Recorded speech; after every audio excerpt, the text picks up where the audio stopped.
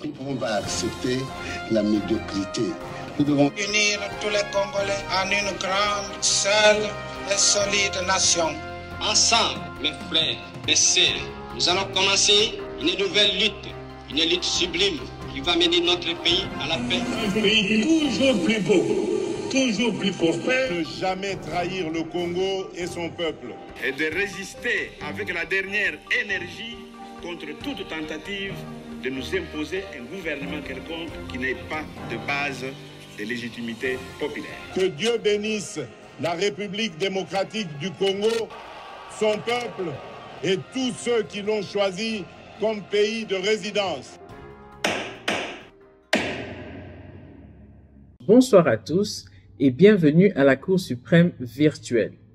Ici, je suis votre procureur général Nancy Ngalula Wampanda et nous n'avons que la vérité comme verdict acceptable. Vous êtes les juges, je vous amène des cas, des situations et je vous présente des arguments, je développe, mais c'est vous les juges qui donnez votre verdict.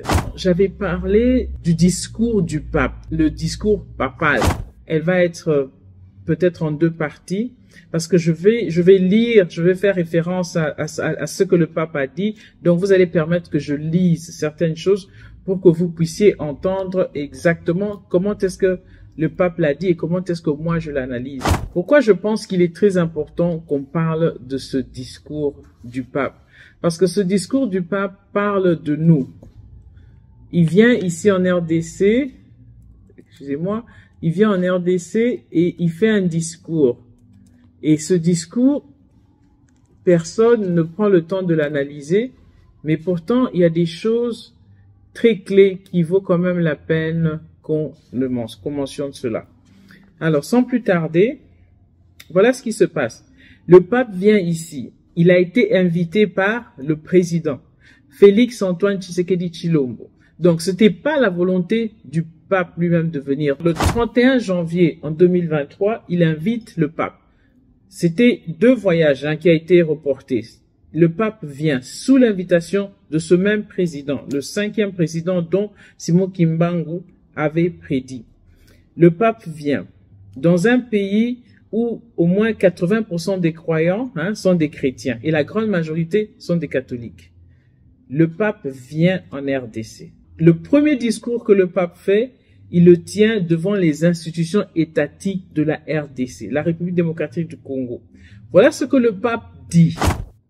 Cette terre si belle, si vaste et si luxuriante qui embrasse au nord la forêt équatoriale, au centre et vers le sud les hauts plateaux et les savanes arborées. À l'est, les collines, les montagnes, les volcans et les lacs. À l'ouest, d'autres grandes étendues d'eau avec le fleuve Congo qui rejoint l'océan. Comment il adresse d'abord la RDC? Il dit « cette terre belle ». Vous savez, quand je vais dans les rues, les gens sont toujours en train de dire « Mbokoyo, Mbokoyo, Mboko ezamodi, Mbokoyo, Mbokoyo, Mboko ezamabe ». Ce que nous on dit, c'est ce qu'on voit. Mais le pape n'est pas quelqu'un d'ordinaire. Le pape a été investi par des rituels, des cérémonies pour qu'il soit là où il est. Il est le souverain pontife. Il vient parler au nom d'une grande institution. Donc, ce qu'il dit, il ne dit pas n'importe quoi. Ce qu'il dit, il sait ce qu'il dit. Lui, il regarde la RDC avec d'autres yeux. Il regarde la RDC, il dit, cette terre si belle. Certains d'entre nous le savent. Mais pourquoi je vais insister? Parce que je voudrais qu'on commence à regarder la RDC d'une manière différente. Et je pense que quand on va commencer à la regarder différemment, elle va pouvoir briller et être ce qu'elle est réellement. Mais si on la regarde seulement à travers d'autres lunettes, c'est-à-dire que, oh, Mboko, salité, pauvreté, tout ça, tout ce qu'on veut, on n'arrivera pas à voir cette beauté dont lui parle. Il dit, cette terre si belle, si vaste et si luxuriante. Ça dit qu'elle est dense, elle abonde de beaucoup de choses qui embrassent au nord la forêt équatoriale et ainsi de suite. Donc, pourquoi il est important d'avoir la bonne vision des choses? Si vous voyez des choses d'un mauvais œil, vous allez recevoir ce que votre vision vous montre. Mais si vous voyez ça d'un autre œil, vous allez aussi recevoir ce qui est caché. Je mets ce décor-là parce qu'il est très important qu'on regarde d'abord notre pays et qu'on commence à dire que nous avons un beau pays. Beaucoup de gens le disent aussi. Nous avons un beau pays. La RDC, c'est un très beau pays. Je continue la lecture. Il dit, dans notre pays, il dit dans notre pays. C'est quand même intéressant parce que le pape n'est pas italien. Mais il dit dans notre pays. Il y a cette empathie-là d'abord. Parce qu'il veut dire que je suis des vôtres dans notre pays. Mais il dit ça aussi. Ce pays est catholique, les écoles sont majoritairement catholiques, c'est eux qui ont construit, les catholiques sont partout dans les villages, ils ont construit, donc tout ça là, ça vient du Vatican, donc le Vatican a une mainmise sur la RDC. Donc quand le pape dit notre pays, il a raison. Ce pays aussi les appartient. Donc, c'est des faits à soulever. Il ne parle pas pour rien. Il sait exactement ce qu'il est en train de dire. Notre pays. Nous avons une forte communauté catholique ici en République démocratique du Congo. On continue. Il dit, dans notre pays qui est comme un continent, dans le grand continent africain, on a l'impression que la terre entière respire. Dans notre pays, qui est comme un continent, dans le grand continent africain, on a l'impression que la terre entière respire. Ça veut dire que la RDC, qui est comme un continent, dans un continent, on a l'impression que la terre entière respire. Pourquoi? Parce que nous sommes le poumon de cette terre entière. Nous sommes le poumon de cette terre entière. Le monsieur, quand il est venu, il ne disait pas n'importe quoi. Il est temps que nous, les Congolais, qu'on puisse avoir cet éveil de conscience, qu'on se rende compte que parfois c'est nous qui maudissons notre pays. Nous le savons, mais parfois on dit oui, la RDC c'est le cœur de l'Afrique, c'est le cœur de ceci. Mais il faut le comprendre, il faut vraiment le comprendre comment. Il le dit. Puis, dans un autre discours qui était adressé aux Congolais et au président et des ministres, voilà ce que le pape dit. Le souverain pontife dit ceci. Le Congo est un vrai diamant de la création. Voilà. Il compare le Congo à un vrai diamant de la création et les Congolais à des êtres infiniment plus précieux que toutes les choses bonnes qui sortent de ce sol fertile du Congo. Des diamants les plus précieux de cette terre splendide. Dans ce discours, le pape, il fait allusion aux Congolais et il les appelle 14 fois des diamants. 14 fois. Sur toutes les pierres qui peuvent exister, on nous appelle des diamants. Le diamant, il est noir quand il est dans sa forme brute et quand il devient un diamant, bien sûr, il est plus cristallisé, il est plus brillant, il est transparent, ainsi de suite. On n'a pas été créé artificiellement, mais c'est le vrai diamant naturel, fait de la création. C'est-à-dire que au commencement, quand la création, le créateur a créé, on a été originellement créé des vrais diamants. Voilà ce qu'il dit du peuple congolais. Donc, un vrai diamant de la création, et les Congolais a des êtres infiniment plus précieux que toutes les choses bonnes qui sortent de ce sol fertile du Congo. Les diamants les plus précieux de cette terre splendide. Il dit que nous sommes des vrais diamants de la création, mais les Congolais, ils sont infiniment, c'est-à-dire qu'il n'y a pas moyen, il n'y a pas de comparaison. Il n'y a pas moyen de décrire infiniment plus précieux que les choses les plus bonnes qui sortent de son sous-sol. Ça veut dire que toutes les richesses qu'on a en RDC, confondues, vous rassemblez toutes les richesses de la RDC, eh ben, le Congolais, l'être congolais, l'humain congolais est plus précieux que toutes les richesses qu'il les regorge. Quelqu'un va dire, mais oui, parce que l'humain a plus de valeur que les matières premières. Non, ce n'est pas ça. Il ne parle pas de l'humain. Il parle du peuple. Le pape, il sait exactement quel genre de peuple nous sommes. Depuis un moment donné, j'ai fait une série sur Congo, terre promise. Je vous ai montré comment nous sommes des Sémites, comment nous sommes des descendants d'Abraham, comment le centre de la terre promise se trouve en RDC. Alors, quand le pape vient dire que nous sommes des diamants, des vrais diamants de la création, et que parmi tout ce qui est plus précieux sous notre sous-sol, nous, les Congolais, nous sommes plus précieux, infiniment plus précieux que ce que regorgent nos sous-sols. Ce n'est pas petit, hein. Ce n'est pas petit ce que le pape est en train de dire. Il sait quel genre de peuple nous sommes. Mais c'est à nous d'assumer notre identité. Je ne fais que le dire dans mes émissions. L'éveil de la conscience. Nous devons assumer qui nous sommes. Nous ne sommes pas n'importe quel peuple. Nous devons assumer notre identité, notre originalité, notre authenticité. Nous devons l'assumer. Je continue. Le pape, comme je dis, il dit 14 fois le mot diamant. Ce n'est pas aussi en vain. 14 fois le chiffre, vous pouvez faire des recherches, le chiffre 14, c'est divisé par 2, ça fait 7.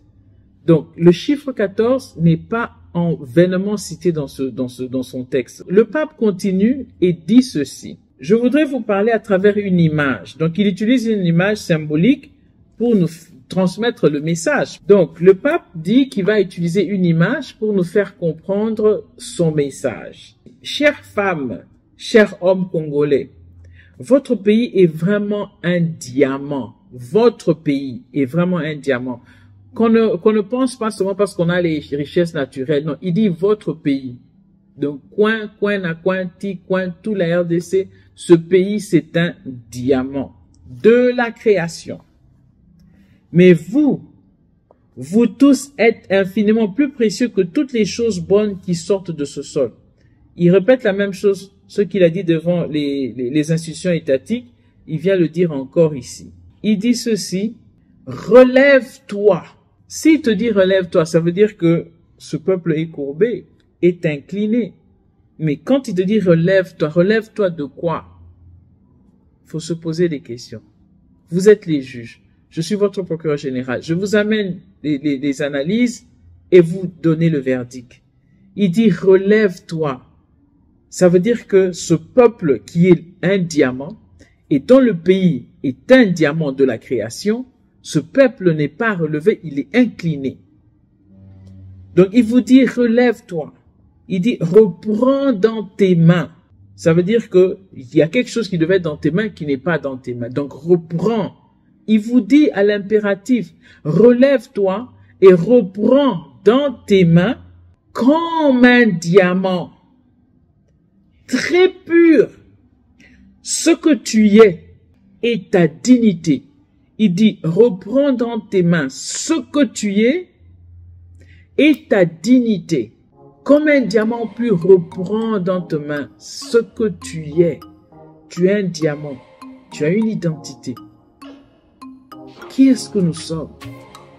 Qui sommes-nous? Nous sommes le peuple élu. Nous sommes les Sémites. Nous sommes la descendance d'Abraham. Ce pays est le centre de la terre promise. Ce pays est le peuple et le pays de Dieu. Ce peuple est le peuple élu. Il dit, reprends comme un diamant très pur ce que tu es. Donc ça veut dire que tu n'es plus ce que tu es supposé être. Tu ne l'es plus. Reprends dans tes mains ce que tu es. Qui es-tu, peuple congolais? Qui sommes-nous? Reprends dans tes mains ce que tu es. Reprends dans tes mains ta dignité. Il n'y a aucune dignité sur notre peuple. Avec tout ce qu'on voit et tout ce qu'on subit, il dit reprends ta dignité.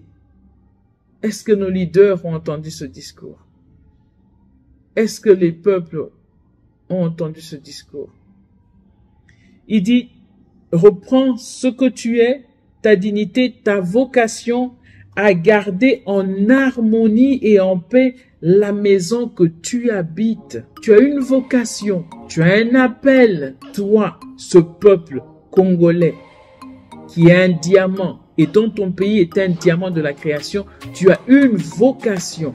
Reprends en main ce que tu es, ta dignité et la vocation à garder en harmonie et en paix la maison que tu habites. Ça veut dire ta souveraineté. Reprends-la. La souveraineté du territoire, la souveraineté de ta monnaie, la souveraineté de ton peuple, de tes richesses, de ta culture, de ton éducation. Reprends cela. ça fait partie de ce que tu es, ton identité. Il dit, cher ami, les diamants généralement rares abondent ici. Il dit, les diamants généralement rares abondent ici. Les diamants généralement rares ne sont pas seulement ça et là, mais ces diamants généralement rares abondent ici en RDC. Je vous dis que ces gens, ils ont la carte géologique de toute la RDC. Ils connaissent, ils ont les secrets de ce pays. Quand ils vous disent que les diamants abondent, ils ne vous disent pas qu'il y en a seulement au Kasaï, au Maniema, à l'Ituri, ainsi de suite. Ils vous disent que ça abonde. Il y a des endroits qu'on n'a même pas encore commencé à gratter, à exploiter, parce que c'est dans des rochers enfouis. C'est-à-dire que si seulement nous pouvions avoir l'œil que le pape a sur la RDC, je pense que nous n'allons plus dire des choses que nous disons contre notre pays ou contre nous-mêmes. Nous n'allons plus nous regarder de la même façon. Nous allons marcher avec beaucoup d'honneur et beaucoup de dignité. Je vous exhorte, les chers juges, aimez la page, partagez-la, cliquez sur la cloche de notification, abonnez-vous massivement. Nous allons continuer à décortiquer ce que le pape dit. Alors, il dit ceci. Cher ami, les diamants généralement rares abondent ici. Si cela vaut pour les richesses matérielles cachées sous la terre, cela vaut à plus forte raison pour les richesses spirituelles enfermées dans vos cœurs.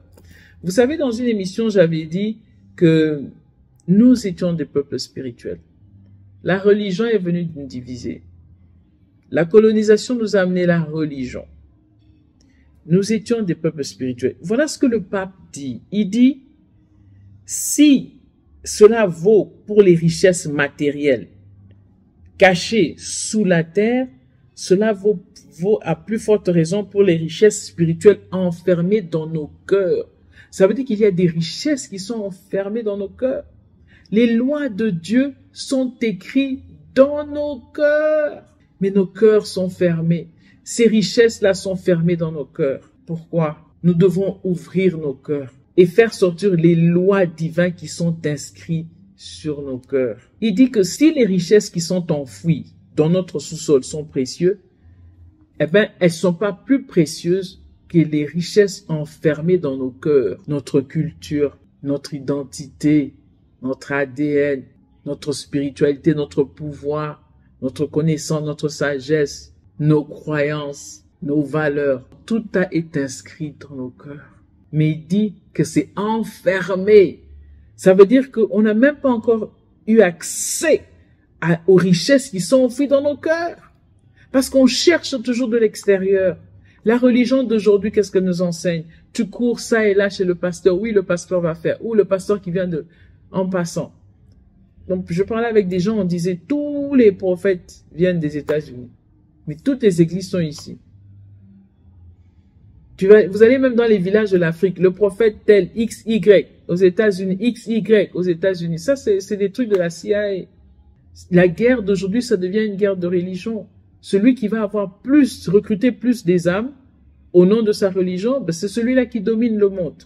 Les richesses enfermées dans nos cœurs sont plus précieuses que les matières premières qui sont sur nos sous-sols. C'est pour ça que dans la Bible, on dit, le royaume des cieux, ce n'est pas un endroit, ça et là, qu'on cherche. Mais le royaume des cieux, c'est au-dedans de nous. C'est au-dedans de nous. Vous êtes les juges. Le discours est trop long. Pour aujourd'hui, nous allons nous arrêter là. Nous allons continuer. Mais je vous laisse ne fût-ce que ça pour que vous puissiez faire certaines analyses. Comme je vous ai dit, nous sommes en train d'analyser le Congo sous le regard pontifical. Et ce discours du pape, il est dans le livre Congo pays hors pair. Le lien sur Amazon va être partagé. Vous pouvez l'avoir sur l'Amazon et vous pouvez avoir le temps de le lire. Donc, on va s'arrêter là pour aujourd'hui. Tout ce que je peux vous dire, c'est que le poison de la cupidité a ensanglanté ces diamants. La cupidité a ensanglanté ces diamants que nous sommes. C'est-à-dire que non seulement nous, en tant que peuple congolais, mais même les diamants, parce qu'aujourd'hui, la guerre des matières premières, donc ça veut dire qu'on a les diamants de sang, la cime de sang, la puce de sang, le cobalt de sang, et tout cela. Mais même, tout ça, c'est la cupidité qui a ensanglanté nous en tant que diamants congolais et nos matières premières. Nous allons continuer cela. Merci de nous suivre. Ici, c'est la Cour suprême. Nous n'avons que la vérité comme verdict acceptable. Et à très bientôt. N'oubliez pas d'aimer la page, partager le lien. N'oubliez pas de vous abonner